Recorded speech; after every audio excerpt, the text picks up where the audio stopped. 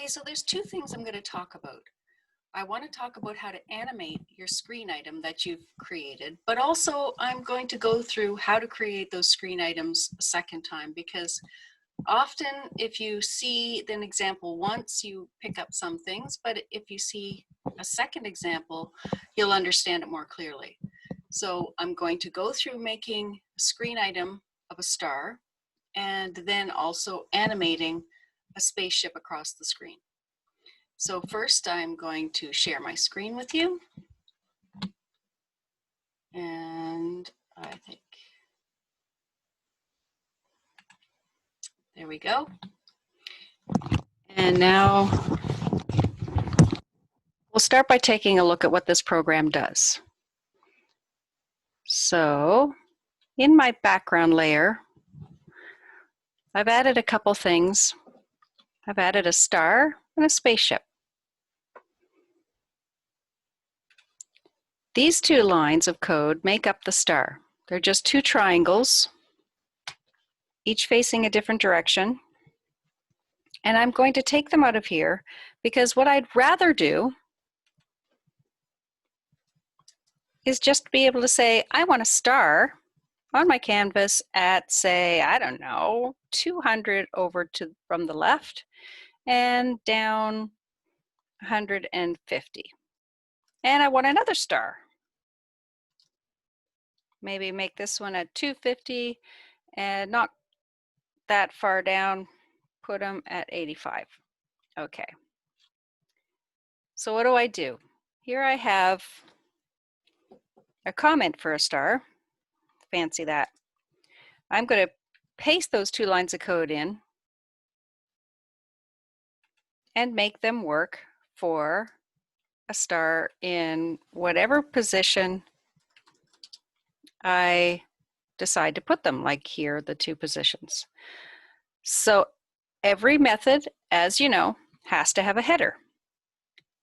This method is not going to return any values because it's just drawing a star and we don't need to get anything back from it. So the return type is void.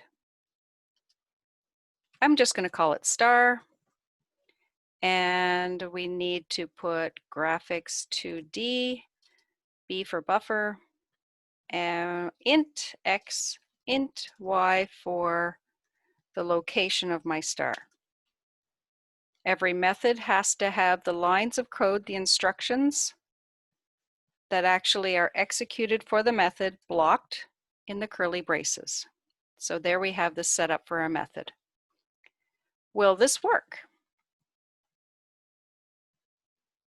Well, there's my star, but where's the other one? And is that really where I said to put it? If we look at the code, that star looks like it's in exactly the same place as it was before. So something's wrong.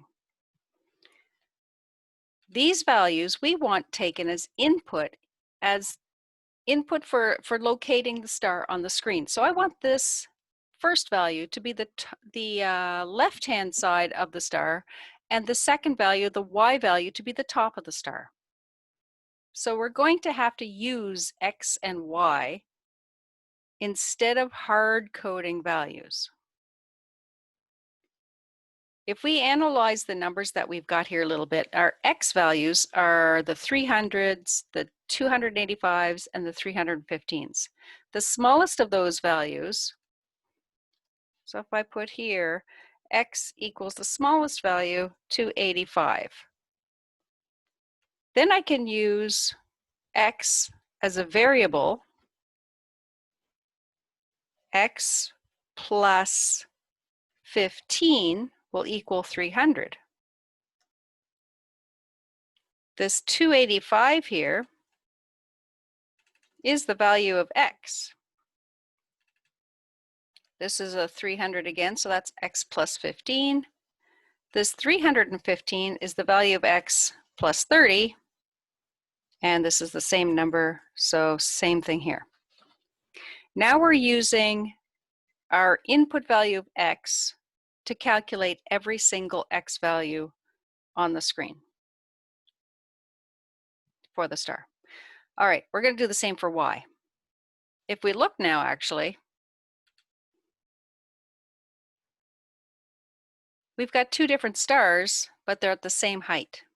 We've completed the X part of it, not the Y part. So now we have to complete the height part, the Y. And going through the same process, the smallest Y value is 45. So this 45 gets replaced with the Y. This is 85, so 45 plus 40 is 85. 75 here, so we've got Y plus 30. 55 here, that's Y plus 10.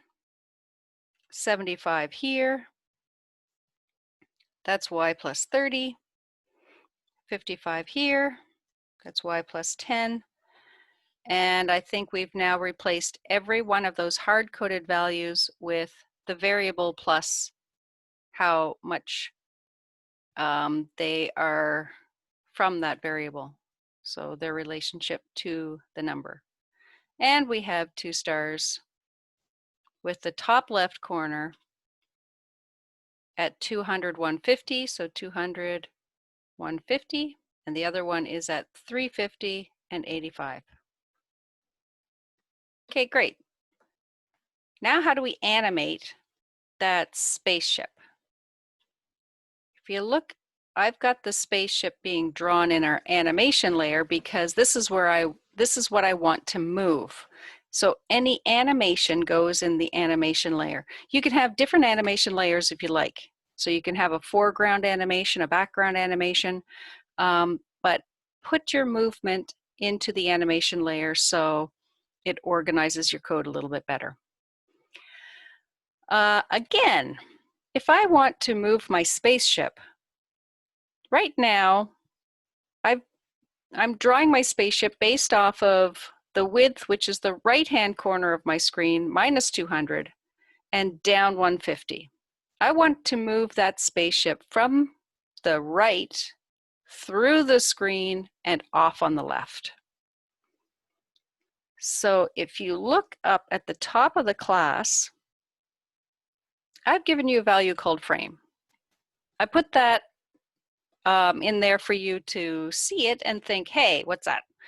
And we're going to use that to print several frames one at a time, which makes you think movement is happening. But really what you're doing is, it's like a flip book. You're drawing a series of pictures with slightly different changes on each one in order to make it look like movement is happening. All right, so I'm going to put the value frame here. And every time we draw the screen again, a new frame, I want the spaceship to be in a different place. Actually, I'm just going to do this, frame plus plus. I believe in your program, if you look at the loop, it says that your thread is going to sleep for 100 milliseconds. So what happens? Here comes the spaceship. Here he comes. He's coming out of the screen. Oh my, that spaceship is going slowly. I want to speed it up.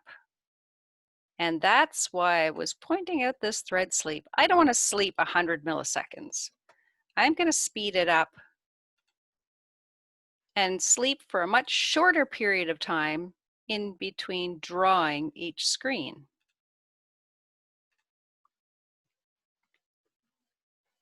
So now instead of sleeping for 100 milliseconds, I'm sleeping for 10 milliseconds and that spaceship is just zooming across the screen.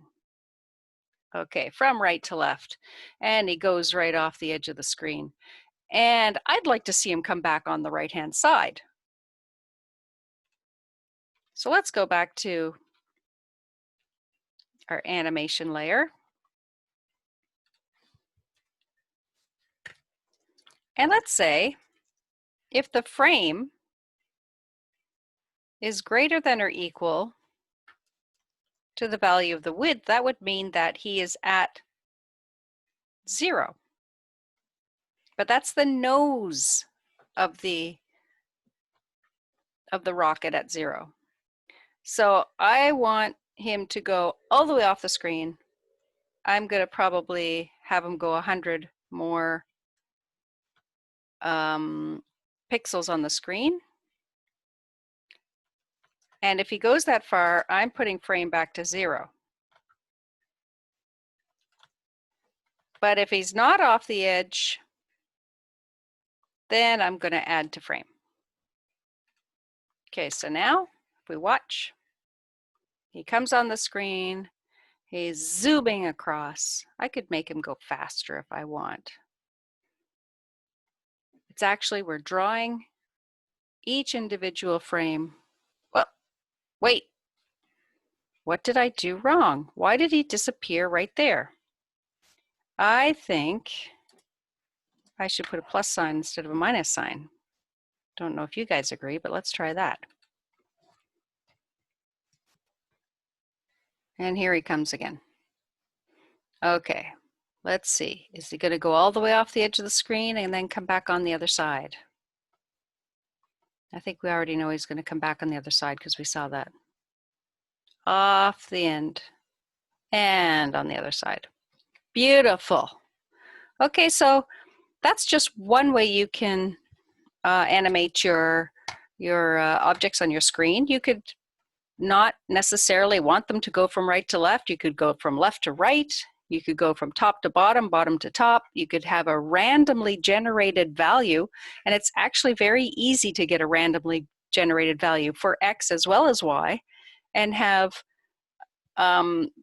different items just showing up here and there. So I'm going to leave it up to you to decide how you want to animate objects on your screen, and look forward to seeing how creative you guys are and what you come up with for the end of this.